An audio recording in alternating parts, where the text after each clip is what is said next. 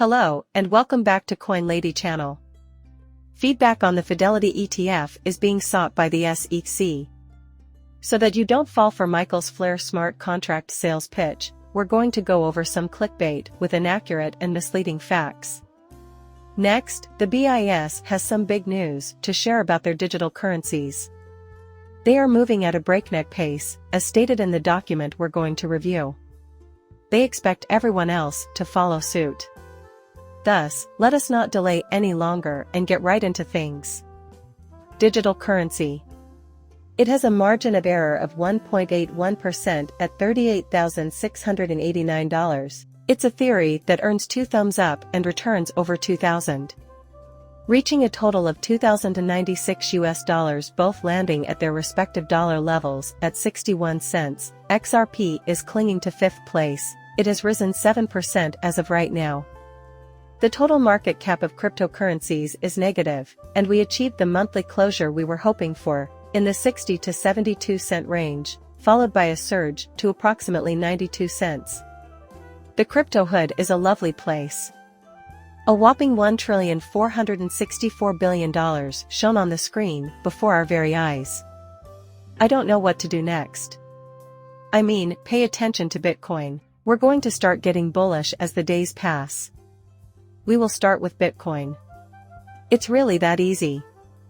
With its history of being the first to market and access to data dating back more than a decade, Bitcoin is sure to be an industry trailblazer. That's when I got my eyes peeled. Also, keep in mind that the market cap of all cryptocurrencies will remain below $2 trillion. I am not going to get bullish. Wow, I'm really confused right now. This is the first time Bitcoin has risen to $30,800 since May of 2022. The total market valuation of all cryptocurrencies has hit a new all-time high, folks, not seen since May of 2020.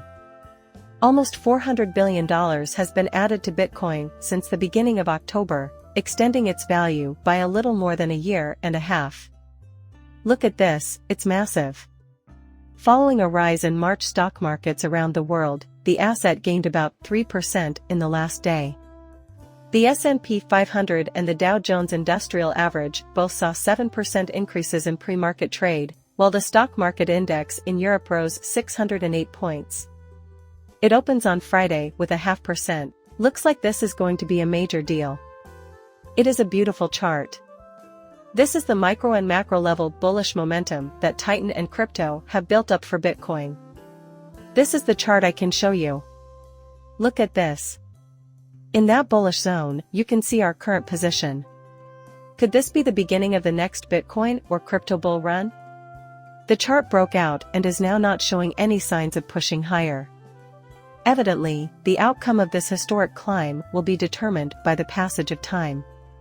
We are targeting a range of $40,000 to $42,000 for this.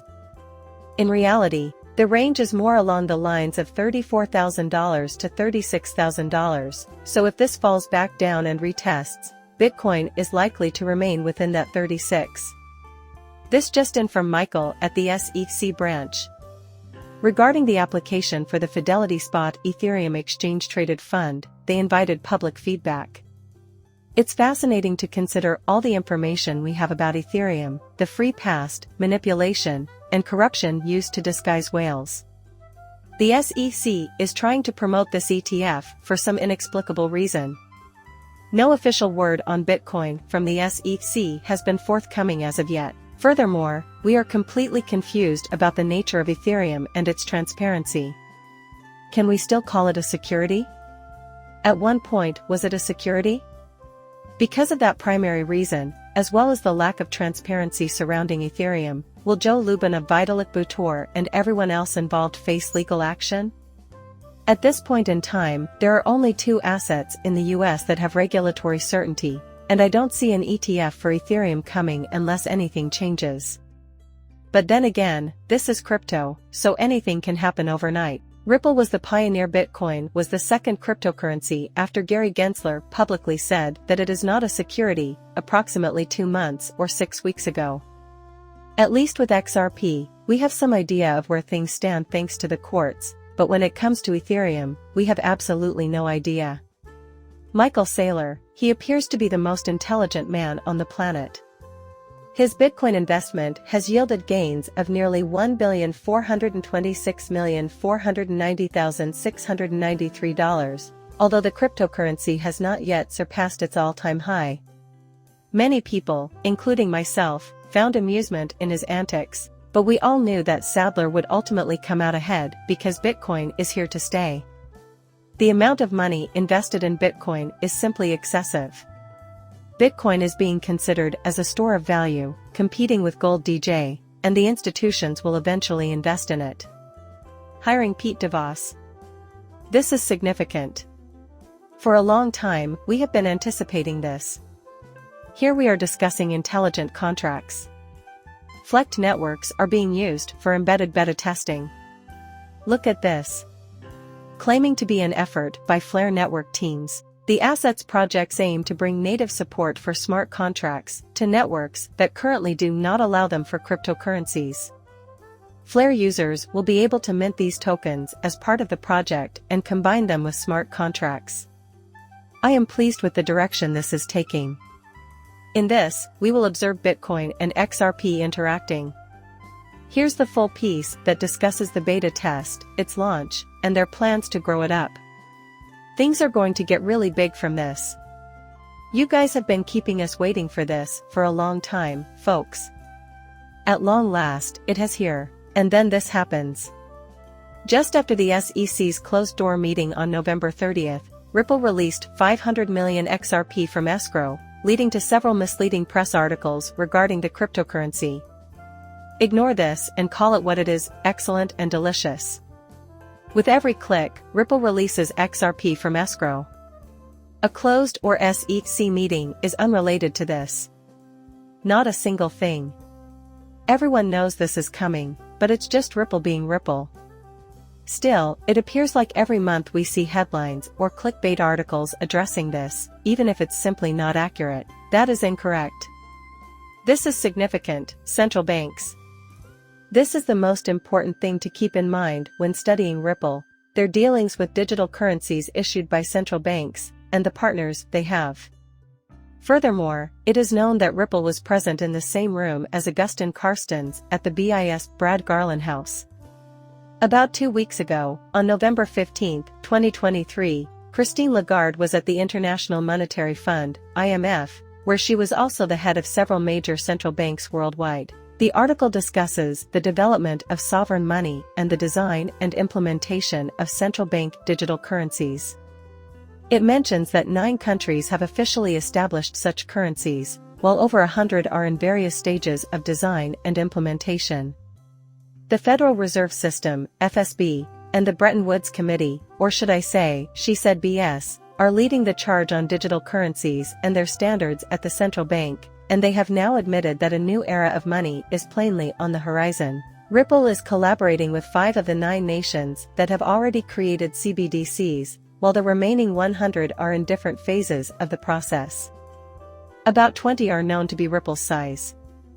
We know of at least 20 that have declared collaborations with us, but only 5 have officially informed us. This is significant because we are anticipating at least a quarter of an addition to the central banks with whom Ripple is collaborating. The Bretton Woods Committee has just come out to announce the imminent arrival of a new monetary age.